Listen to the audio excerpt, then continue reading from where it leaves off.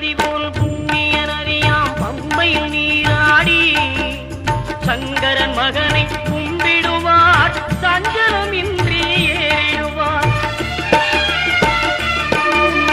நீலிமலை ஏற்றம் சிவபாலனும் ஏற்றிடுவார். காலமெல்லாம் நமக்கே அருள்காவலனாயிருப்பார். தேகபலம் தா பாதபலம் தா தேகபலம் தா பாதபலம் தா தேகபலம் தா